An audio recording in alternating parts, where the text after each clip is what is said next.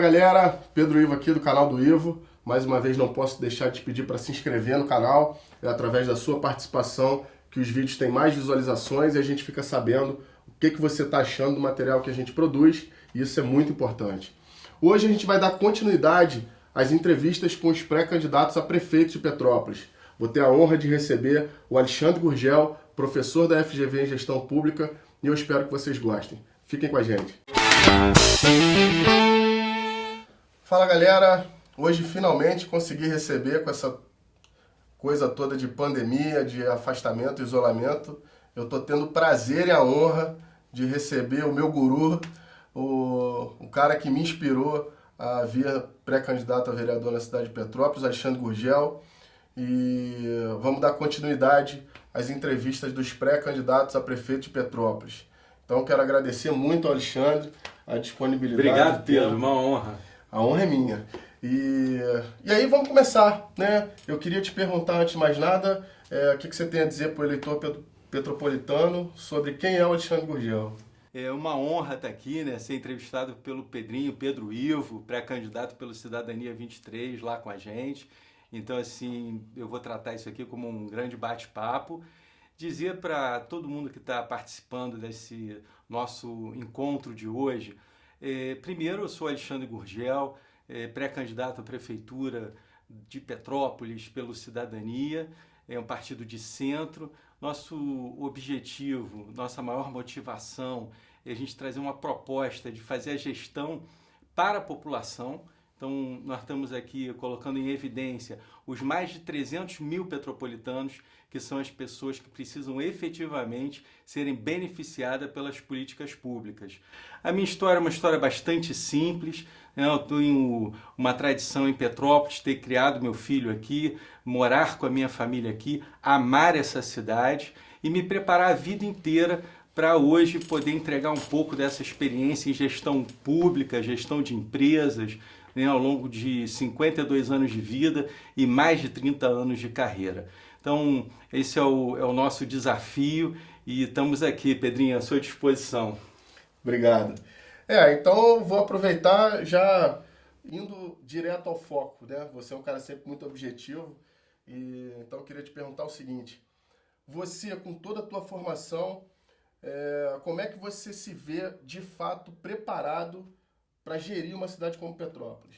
Bom, Pedro, a nossa experiência ela não se resume apenas à experiência de grandes empresas, né? Eu tive a oportunidade de passar pela Petrobras, Vale do Rio Doce, Petróleo Ipiranga, a Federação das Indústrias do Estado do Rio de Janeiro, e aí reside talvez a trajetória mais importante da minha vida, porque no período que eu tive lá, foram mais de 15 anos, na Firjan, eu tive a oportunidade de ser licenciado algumas vezes para desafios públicos. Lá então fui em Macaé, o secretário de Indústria, Comércio e Energia da cidade. Um aprendizado enorme, tivemos a oportunidade de participar em vários condomínios industriais, fazer políticas públicas para o desenvolvimento econômico, que no final do dia tem que gerar emprego e renda, prosperidade para a cidade, melhoria de vida para as pessoas. Também tive a oportunidade de uma outra missão, ter sido emprestado para ser diretor de desenvolvimento industrial da Companhia de Desenvolvimento Industrial do Estado do Rio de Janeiro, e a gente participou de projetos enormes, como a fábrica da Nissan lá em Resende, o Complexo Portuário do Açu em São João da Barra e uma série de outros empreendimentos que ajudaram o Rio de Janeiro a avançar. Infelizmente, por má gestão política, por má comprometimento político de alguns grupos, a gente foi obrigado a enfrentar um retrocesso com corrupção, com lava-jato, com uma série de coisas horrorosas que aconteceram na política nacional e na política do Estado do Rio de Janeiro, que agora a gente precisa enfrentar. Pois é, vamos ter que superar isso tudo, né? Com certeza. Com muito trabalho, com muita dedicação e com muito profissionalismo, né? Então, uma coisa que me admira muito no Alexandre é que ele, além de ser um estudioso de toda a parte de gestão pública, é um professor também nessa área. Então, eu queria que você falasse um pouco da tua experiência de cátedra. Ué, bem bacana, né? Eu tenho trabalhado na graduação, na universidade, na pós-graduação há muitos anos. Eu tive a oportunidade de ser professor lá na Estácio, na pós-graduação em análise de sistemas, telecomunicações. Depois passei para a FGV, onde eu concluí inclusive o meu mestrado em administração, gestão pública de empresas, e lá inclusive ter a oportunidade de me especializar na economia das cidades, ou seja, como que as cidades se tornam mais competitivas, porque mesmo com um cenário econômico ruim, algumas cidades vão bem, e às vezes com um cenário econômico bom, algumas cidades vão mal. Qual é a mágica? Né? Não tem mágica, Pedrinho. O que tem é planejamento, o que tem é política pública de longa duração, o que tem é governança. E o que não tem? Corrupção, interesse político, fracionamento de cargos, desinteresse pelo principal cliente, que é a população. Excelente, excelente. Aliás, uma coisa que eu costumo dizer é que um dos maiores problemas que a gente tem de gestão pública no país é que os três poderes, num país que se diz democrático, estão de costas para o interesse da população, né? Então você vê os três poderes trabalhando, sempre ignorando a vontade do povo, que é o que deveria ser soberano, né? E eu queria, já que você tocou nessa questão da evolução econômica de cidades em momentos de crise, a gente está vivendo uma crise sem precedentes. Queria que você falasse um pouco do que seria o teu plano de retomada econômica de Petrópolis nesse momento de pandemia. Ok, Pedro. Bom, primeiro a gente precisa entender que o momento agora é de salvar vidas. Bom, pós e agora. Primeiro de tudo, a vida humana, ela precisa ser preservada. As questões sanitárias precisam ser respeitadas. Houve uma desinformação com relação à pandemia e isso provocou talvez uma explosão no número de casos e em vidas perdidas que não deveriam ter sido perdidas. Então, primeiro, o respeito às questões sanitárias. A gente, por acaso, está aqui hoje com álcool gel, respeitando a distância, a máscara está aqui no bolso, terminou, colocou a máscara, vamos para a rua cumprindo o afastamento social. Extremamente importante. Claro que houve um empobrecimento da sociedade. As pessoas, tanto os investidores, os empresários, os empreendedores, microempreendedores e empregados, perderam poder de capital, poder de receita. E isso vai impactar, já está impactando na vida das pessoas e vai impactar ainda por algum tempo. Eu tenho defendido a tese de que o resgate da economia ele precisa começar regionalmente, ou seja, as cidades precisam programar atividades para a retomada dos seus diversos setores da economia. E isso se dá através, por exemplo, de um programa de compras públicas local, onde você prepara, capacita empreendedores na cidade para o rol de serviços e produtos que a prefeitura precisa comprar. E a gente está falando de uma cidade, por exemplo, como Petrópolis, que tem a tradição da confecção.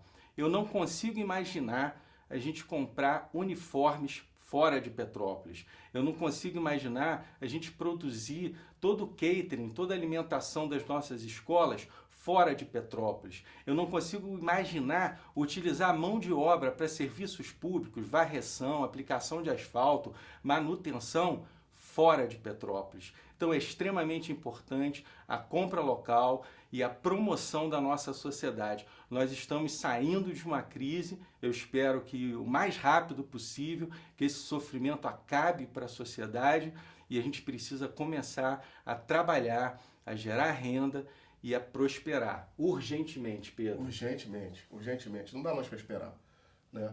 A gente vê vidas sendo perdidas e uma projeção de que mais vidas venham a se perder por outros problemas, né? A gente vê diversas campanhas falando a respeito de suicídio, depressão, que é o grande mal do século. E imagina uma pessoa que trabalhou por 20, 30 anos numa empresa, nesse momento perdendo o emprego, ou um empresário que levou 30 anos para construir o seu negócio e nesse momento tem o seu projeto de vida destruído. Então achar que cuidar da economia não é cuidar de pessoas, não é cuidar de vidas, é um erro tremendo. E uma outra coisa que eu queria saber de você é o seguinte: a gente vê as autoridades públicas de Petrópolis muito omissas, principalmente na questão do convencimento das pessoas. Trabalhar muito mais numa questão de conscientização do que de impor a mão forte do Estado, como tem sido feito, muitas vezes de forma arbitrária. e muito pouco de ver as autoridades se envolvendo pessoalmente com o convencimento da população, né? Queria saber como é que seria a tua atuação em relação a esse tipo de coisa. Bom, primeiro a gente tem que deixar muito claro que a transparência num momento de crise, quando você cria um gabinete de crise, ela é fundamental. E essa transparência, ela precisa se dar em duas dimensões no caso da pandemia do coronavírus. A dimensão da saúde e a dimensão da economia, do trabalho e renda. Porque ao mesmo tempo que as pessoas estão com medo de adoecer, com medo de perder entes queridos, as pessoas também estão apavoradas com a falta de dinheiro, de poder ir no futuro comprar o seu mantimento, pagar as suas contas, cuidar da sua família. Então, o primeiro passo para um bom gestor, Pedro, ele está bastante consciente de que transparência é fundamental e chamar essa responsabilidade para si. Ou seja, eu, gestor principal de uma determinada cidade, quais são as regras de retomada? Não use os secretários, seja o líder, seja o primeiro na linha de frente.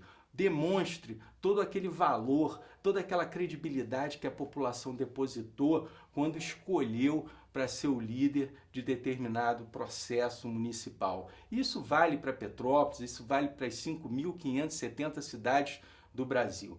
Transparência e liderança, para que a gente não viva o reflexo do que foi o desalinhamento de informação dos poderes durante o começo dessa pandemia e que infelizmente reside até hoje. É uma lástima, né? A gente vê realmente uma cidade sem governo, uma cidade sem ninguém que se apresente para resolver problemas, para apresentar soluções. Então, todo mundo trabalhando no achismo, trabalhando na especulação, mas de fato chegar à frente e apresentar soluções foi lamentável a atuação. Mas uma outra coisa que eu queria falar contigo é a respeito dos projetos econômicos. A gente vê falar muita coisa sobre retomada, sobre microcrédito, sobre o suporte do micro e pequeno empreendedor, e eu queria que você falasse um pouco sobre essas perspectivas. Bom, recentemente tivemos a oportunidade de conversar durante uma live com especialistas do setor de turismo.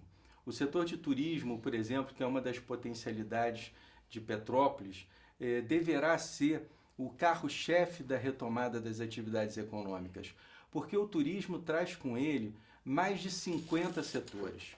Nós estamos acostumados com os setores convencionais, com o restaurante, com a gastronomia, né, com a hotelaria de uma forma geral. Mas por trás da atividade turística, quando ela é bem explorada, e o ser bem explorado é olhar para o potencial dos 5 distritos de Petrópolis. A gente tem o distrito sede, tem Itaipava, Cascatinha, Posse, Pedro do Rio, todos eles apresentam potencial, que vão desde o turismo ecológico, turismo de aventura, o turismo de negócios tão mal explorado na nossa cidade. Então, tudo isso precisa estar dentro de um grande planejamento que leve a cidade aos 365 dias de atividades turísticas. Então, através do turismo, nós vamos conseguir, com certeza, potencializando os seus mais de 50, as suas dezenas de setores, e aí dou exemplos não tão convencionais, né, que são mobilizados por essa indústria. A manutenção de máquinas e equipamentos, a gente tem os boilers, ar-condicionados, né, a estrutura elétrica, toda a parte de tecnologia e, por que não dizer, estamos aqui numa produtora, né, uma produtora super bacana de Petrópolis, que também tem mercado na medida em que promove os equipamentos turísticos da cidade, né, fazendo a publicidade, fazendo as campanhas, toda essa engrenagem que está no entorno do turismo, tão mal comunicada à população, que acaba achando que o turismo é algo distante de quem é rico, mas o turismo, na verdade, é uma grande mola propulsora da economia local e que, infelizmente, nos últimos 20, 30 anos, não foi alvo de um planejamento e de uma execução de política pública do tamanho que Petrópolis merece. Eu não tenho dúvida disso. Não tenho a menor dúvida. Aliás, Todo mundo com quem eu converso sobre política e sobre o futuro econômico de Petrópolis toca exatamente nesse ponto. E o turismo de Petrópolis é tão mal gerido, tão mal administrado, que qualquer pessoa que chegue na rodoviária de Petrópolis tem dificuldade de conseguir um mapa da cidade com os pontos turísticos. Isso é o mais básico. Petrópolis tem um potencial enorme para o turismo ecológico, para o turismo de aventura, e se você quiser um guia, você não acha. Então, assim, até um projeto meu, que eu gostaria de ouvir a tua opinião a respeito, é que a prefeitura se envolvesse com os alunos do ensino médio, para que talvez fosse uma primeira profissão para alguns, que os alunos começassem a conhecer as trilhas de Petrópolis. Levar o pessoal do ensino médio para conhecer as belezas naturais de Petrópolis e para que alguns que se identificassem mais se qualificassem como guias. E que a prefeitura pudesse distribuir o contato dessas pessoas na rede hoteleira para que o turista, quando chegasse em Petrópolis, fosse orientado.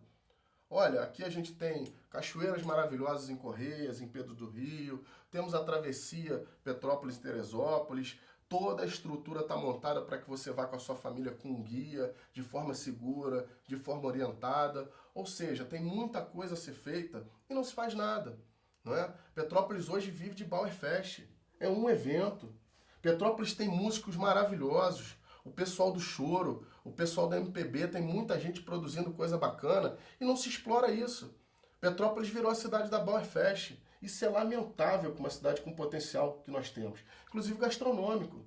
Né? Eu falo para todo mundo que eu gostaria de transformar Petrópolis na Campos de Jordão Fluminense, porque eu acho que potencial para isso não falta. Falta o quê? Boa vontade de trabalho.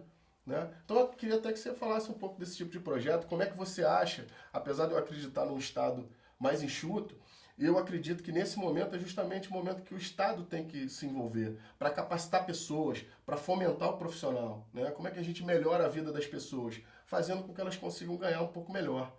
Então eu imagino que o Estado pode interferir nesse tipo de questão. Bom, primeiro a sua ideia é absolutamente pertinente. Muitos petropolitanos não conhecem Petrópolis. Então, qualquer programa de integração da população a todos os equipamentos turísticos da cidade, a todos os espaços de visitação que a gente tem, é extremamente importante e fundamental, não tenha dúvida disso. Segundo, como petropolitano de coração, eu prefiro que Campos de Jordão se sinta a Petrópolis da região dela, assim como Gramado se sinta a Petrópolis do Rio Grande do Sul, porque Petrópolis ensina. Petrópolis não foi coadjuvante na história brasileira. Petrópolis foi protagonista e é protagonista. Nós temos que resgatar o orgulho petropolitano. Nós temos que ter mais muito amor e carinho por essa terra abençoada e fazer dela tudo que ela merece. Maravilha. Esse projeto de retomada de Petrópolis como protagonista no seu papel histórico é fundamental. Né? E uma coisa que eu aprendi com Alexandre Gurgel é que Petrópolis, antes de ser cidade imperial, era cidade industrial. E nada mais eficiente para se gerar emprego a curto prazo do que a indústria. E nós tínhamos um projeto de um distrito industrial que não saiu do papel. Hoje, Petrópolis sofre com as questões de logística pelo estado do principal acesso, que é a subida e descida da serra, que é lamentável. E fora isso, eu vejo plenas condições de se trabalhar esse projeto. Queria saber de você se existe viabilidade para tirar esse projeto do papel ou se é necessário partir de um projeto do zero para se trazer a industrialização de volta para Petrópolis. Bom, Pedro, essa é uma pergunta de extrema complexidade. É importante entender que não saiu do papel e já tem vários governos, né, que prometeram, vários candidatos nos seus tempos que prometeram o famoso Distrito Industrial da Posse. Só esqueceram que a área, infelizmente, ela não cumpre as exigências, os fatores de competitividade para ser atrativa aos investimentos. E é por isso que desde o governo do Leandro Sampaio que essa área vem seguindo abandonada, alvo de promessas, com uma falsa esperança por todos os que passaram pelos governos, dizendo que ia se retomar a atividade industrial de Petrópolis naquela região. O mundo mudou. A competição na indústria mudou, o tamanho das plantas industriais Mudou. Tudo isso precisa ser considerado. Hoje, a máquina de produção, eu vou dar um exemplo, cidades de fora do país, que nós pensamos que são engrenagens absolutamente de grandes produções. Não, você vai para pequenas cidades da Europa e você vai perceber a microindústria funcionando no fundo do quintal daquele empreendedor. Só que dentro de uma cadeia produtiva, dentro de um planejamento, dentro de um protocolo cumprido de governos e não de um único governo, onde se respeita uma diretriz de retomada da produção, da produtividade, da capacitação da mão de obra, do entendimento do mercado. Não é só o mercado de Petrópolis que puxa a indústria. A gente tem que produzir além das fronteiras de Petrópolis se a gente quiser retomar a Petrópolis industrial da década de 70. E não será competindo com potencialidades que nós não temos mais. Por exemplo, Petrópolis, pela sua topografia, não permite a implantação de uma planta de automóveis gigante para produção lá de 2, 3 mil veículos, 4 mil veículos por ano. Infelizmente, Petrópolis não tem essa vocação, ou quem sabe, felizmente, Petrópolis com a sua beleza, com a sua natureza, tem a vocação da sustentabilidade, tem a vocação de ser um polo tecnológico universitário de nível nacional e internacional e de produzir muito, sabe, nos seus bairros tão abandonados. Então, sim, um grande programa precisa ser implantado na cidade. Maravilha. Eu queria que você me dissesse qual o perfil de indústria, como você colocou em relação à questão topográfica, a gente tem limitações de dimensionamento das plantas, né? Então eu queria entender qual é o perfil de indústria que você imagina atuando em Petrópolis daqui para frente. Olha, já está acontecendo. Primeiro, a indústria da tecnologia, o desenvolvimento de softwares. A gente tem o Laboratório Nacional de Ciência de Computação. Precisamos fortalecer todo o Serratec, todo o modelo de negócio dentro de tecnologia. Segundo, nós temos aqui a indústria agrícola com a agricultura orgânica que tem valor agregado. A produção de alimentos, por exemplo, com a agricultura familiar, né? Essa indústria da agricultura extremamente importante e mais a vocação de micro e pequenas indústrias através de galpões dos empreendedores espalhados pelos bairros que possam produzir pequenos artefatos de metal, de concreto, de madeira, que possam ser utilizados dentro do portfólio de compras da prefeitura em parte, possam abastecer a nossa cidade e também municípios vizinhos. É nesse modelo, quando você treina a mão de obra, quando você oferece microcrédito, quando você tem espaços produtivos dentro de um município e incentiva através de rodadas de negócios, de apresentação dos produtos dentro e fora, que surgem os grandes empreendedores, as grandes empresas. Eu tenho certeza que num futuro próximo nós vamos ter cada vez mais petropolitanos brilhando no mercado do empreendedorismo. Muito bom. Você falou de microcrédito, é uma coisa que me interessa muito, porque eu acho que é uma linha muito viável para que a gente fomente de fato a produção petropolitana. Só que a gente está com a estrutura absolutamente falida, né? Nós temos um município quebrado por gestões lamentáveis de décadas já. Eu queria saber de onde viria esse dinheiro, porque é a velha história de que falar até papagaio fala, né? Mas dinheiro não nasce em árvore. Para que a gente consiga fomentar com microcrédito, a gente precisa de dinheiro. Da onde viria esse dinheiro, Alexandre? Ô Pedro, sempre tem essa crítica recorrente, a crítica de que todo mundo fala que vai fazer e acontecer, mas não tem dinheiro, nunca teve dinheiro. Né? Os governos sempre reclamam de dinheiro. É claro, se você não tem uma gestão transparente, se você não tem processos onde você tem as contratações otimizadas, onde você tem as equipes bem preparadas, e equipes bem preparadas precisam estar motivadas, os servidores públicos precisam estar capacitados, tem que ter um enxugamento da máquina. Todo mundo fala nisso. Sim, todo mundo fala. Só que quando assume, são várias secretarias fatiadas por diversos partidos e cada uma numa casa. Ou seja, um processo administrativo nosso precisa, para receber um carimbo, sair de uma secretária, ir para um office boy, entrar num carro, gastar gasolina, poluir o meio ambiente, chegar noutra casa alugada, receber um carimbo, depois de uma secretária, levar ele para uma equipe, para chegar no secretário, para voltar, pegar carro, poluir de novo o ambiente e voltar para outra secretaria. Isso é um absurdo. Já passou da hora da certificação tecnológica do município, com processos otimizados, com o enxugamento de espaços que custam tão caro. E tem um monte de outros mecanismos que ao longo dos nossos debates nós vamos colocar para provar que o orçamento, mesmo impactado pela queda de receita e arrecadação por conta do coronavírus, ele deve sofrer um impacto de 25% a 30% para menos. Quando a gente quer, a gente faz. É possível fazer mais com menos. Esse é o desafio do gestor, de um gestor que entende da máquina pública, do orçamentário e que gosta de gente, porque tem que gostar das pessoas. Porque afinal de contas, a célula mínima da sociedade é o indivíduo, né? Se você não gosta do indivíduo, você não vai fazer nada pela sociedade de fato. Mas, Alexandre, como eleitor aqui, vou reclamar da tua resposta. Esse dinheiro viria, então, só do próprio caixa da prefeitura? Você acha que com esse enxugamento seria o suficiente para ter caixa a ponto de oferecer microcrédito para o empreendedor? Ou existe outra fonte de crédito? A prefeitura pode correr atrás do BNDES ou de outras instituições, talvez até privadas, que tenham interesse de financiar negócios, e fazer esse papel de intermediação? Excelente reparo na resposta.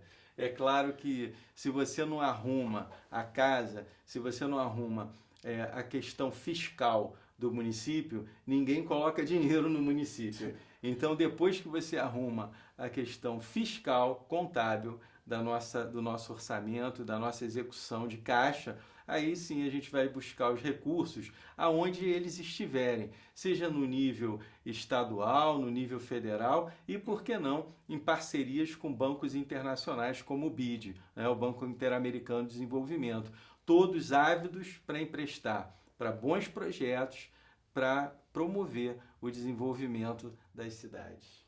Agora melhorou. Realmente é porque em off a gente conversa muito sobre isso, eu conheço o projeto do Alexandre e sabia que ele ia falar disso. Uma coisa que não fica clara para o cidadão petropolitano e para o cidadão brasileiro de uma forma geral é que essas instituições internacionais que existem justamente com esse objetivo não investem no empreendedor brasileiro porque a fama é muito ruim. A referência que eles têm é de péssimas gestões. Consequentemente, os caras ficam temerários. Quando vem um projeto eficiente, a coisa muda. O dinheiro vem. Por quê? Porque sabe que tem retorno. Sabe que o empréstimo vai ser quitado e com juros. Essas instituições vivem de juros. Ou seja, o cliente que precisa de dinheiro e que tem condições de pagar o empréstimo, é tudo que eles procuram. Então, basta um gestor que apresente credibilidade para que as coisas aconteçam. Então, não tem milagre, né? Tem dinheiro. Claro, tem dinheiro. E Maravilha. vai ter muito dinheiro dentro dos programas que terão que ser pactuados do governo federal com os estados e com as cidades para a retomada do Brasil, para a retomada da nossa prosperidade.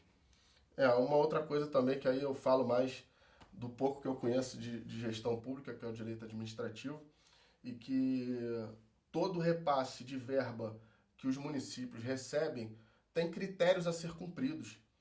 E o município de Petrópolis está deixando de receber milhões todo ano porque as suas secretarias não cumprem os seus pré-requisitos para receberem, por exemplo, o repasse de ICMS. O governo do estado tem um débito enorme com Petrópolis, que só existe o débito porque o governo petropolitano não faz o seu dever de casa. Ou seja, dinheiro tem, falta trabalho, falta fazer conta, falta destinar para onde deve, né? Alexandre, nosso tempo está apertado, meu diretor já está ali sinalizando que vai puxar minha orelha. Então eu queria fazer uma última pergunta, que você falasse como professor, como é que você vê as melhorias no ensino petropolitano? Ok, uma honra, né? Na verdade, se você me permitir, então, vou falar rapidamente dos 5 eixos que nós estamos propondo para conteúdo programático do nosso planejamento a ser protocolado no TRE no período eleitoral. Nós dividimos em 5 eixos. O primeiro eixo é a saúde, qualidade de vida, ambiente e promoção social. O segundo eixo, que eu vou detalhar mais, vai ser o eixo da educação, da capacitação profissional, polo universitário e tecnológico. O terceiro eixo trata de turismo, trabalho e renda e ambiente de negócios. O quarto eixo, vamos resgatar segurança, infraestrutura e mobilidade urbana. E por último, e absolutamente importante, a gestão inteligente e humana da cidade de Petrópolis. A educação começa cuidando de quem cuida. Se a gente não cuidar dos professores no ensino fundamental, nós vamos ter problemas sérios, mas não só dos professores, né? Também de toda a equipe da escola. Você tem lá os inspetores, você tem a equipe pedagógica, você tem as merendeiras. Essas pessoas precisam ser cuidadas. Nós precisamos ter programas e projetos que resgatem o orgulho do servidor petropolitano, principalmente o servidor da educação. Depois que você resolve, né, com carinho e faz todo um novo processo para cuidar das crianças de 6 a 14 anos, que é a responsabilidade primeira do ensino municipal, aí sim a gente pode começar a pensar nos programas de capacitação profissional e nas nossas parcerias para o desenvolvimento de um grande polo universitário na cidade. Maravilha. Eu tenho um projeto de lei que eu gostaria de ouvir a sua opinião sobre ele também. Eu não consegui achar tão falha a parte de informações do nosso município, que eu não consegui achar informação sobre o quantitativo de alunos com dificuldade auditiva. E eu tenho um projeto de lei que é para pagar gratificação aos professores que se qualificarem para dar aula em Libras. Uma coisa que me incomoda muito, em todo o meu respeito ao profissional que faz a tradução de Libras, mas é que a gente aprendeu na escola que é aquela brincadeira de telefone sem fio, né? Então, quando a informação passa por alguém, ela sofre, por mais que sem a menor intenção, algum tipo de modificação. Então, eu gostaria muito que quem se comunicasse com o aluno que é surdo fosse o próprio professor, né? Então, que a gente fizesse um programa de incentivo e de gratificação para o professor que se qualificasse para lecionar em Libras, quando ele tivesse um aluno com dificuldade auditiva dentro de sala. Bom, Pedro, eu fui criado, meu padrasto, né, piloto de caça da Força Aérea, ele é deficiente auditivo por conta de um pequeno acidente na operação lá na época que ele era militar, e ele me criou com a deficiência auditiva. Eu convivi com ele esses anos todos. Desde os meus 6 anos de idade eu convivo com a deficiência auditiva. Tem que respeitar toda a associação e profissionais de Libras, trazer essa associação para nosso entendimento de como que seriam esses mecanismos, e eu acho extremamente importante aqueles professores, aquelas pessoas que se interessarem em ajudar, em contribuir para a inclusão de qualquer deficiente no processo social, é louvável e merece sim ser alvo de um programa, de um projeto ou de uma política pública. Mas sim, é uma das coisas bacanas e a inclusão social absolutamente pertinente na vida. Obrigado, Alexandre. Acho que agora a gente tem que terminar, né? Eu tô com medo de tomar um puxão de orelha, um cascudo do diretor, mas ficaram faltando muitos temas. E aí eu vou querer te convidar para a gente gravar um outro vídeo, porque acho que realmente tem muita coisa ainda para a gente falar. Não falamos das enchentes em Petrópolis, que é uma coisa que nos preocupa muito. Não falamos da questão de segurança pública diretamente e não falamos de mobilidade urbana. Então, no mínimo, 3 temas que são fundamentais para o cidadão petropolitano. Por questão do tempo, a gente não conseguiu abordar. Então, vai ficar me devendo mais um vídeo? Com certeza, eu fico te devendo. Maravilha. Então é isso, pessoal. Esse foi Alexandre Gurgel. Espero que tenham gostado. Meu candidato a prefeito de Petrópolis. E essa é a ideia. Seguir trabalhando com gente séria, com renovação na política, porque da velha política chega dessa gente.